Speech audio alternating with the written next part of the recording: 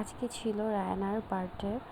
So Raina অনেক বেশি খুশি। রায়না যেভাবে সাজতে চেয়েছিল সেইভাবে সাজতে পেরেছে। ও বলেছিল, মা আমি পরী হতে চাই, একটা সাদা পরী।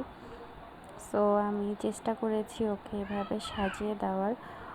আর ও চেয়েছিল ওর কাজিনদের সাথে বার্থডে সেলিব্রেট করবে। সো আমরা চলে গিয়েছিলাম ওর খালামণির বাসায়। সেখানে গিয়ে বার্থডে সেলিব্রেট করছি। আর এটা ছিল হচ্ছে ওর বোন, ওকে কেক খাওয়াই দিচ্ছে। আর তারপরে রায়না হচ্ছে কেকের পুরোই পাগল, নিজে নিজে কেক খেয়ে নিবে।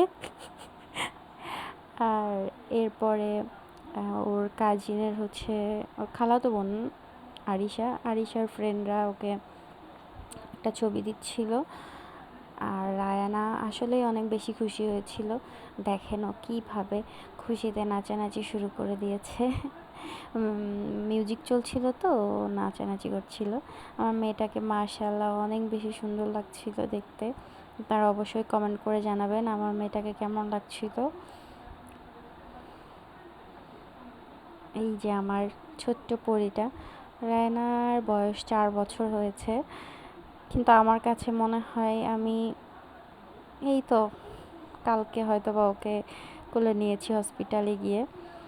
আমার বাচ্চা হওয়ার পরে আসলে অনেক ট্র্যাজেডি ছিল। আমার বাচ্চাটা অসুস্থ ছিল, হসপিটালে ছিল। আমি তাকে 3 দিন পরে কাছে পেয়েছিলাম, তাকে কোলে নিয়েছিলাম। সেই অনুভূতি আসলে বলে প্রকাশ করা যাবে না।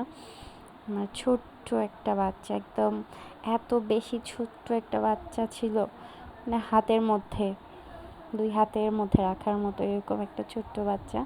আর এটা ছিল আরিশার আর ওর কাজিনদের দেওয়া গিফট রায়ানাকে। সো রায়ানা অনেক বেশি খুশি হয়েছিল এটা দেখে, কারণ ও অনেক দিন ধরে বলছিল যে আমার একটি স্কুল ব্যাগ লাগবে। ও যদিও স্কুলে ভর্তি হয়নি, ইনশাল্লাহ জানুয়ারিতে ওকে স্কুলে দিয়ে দিব।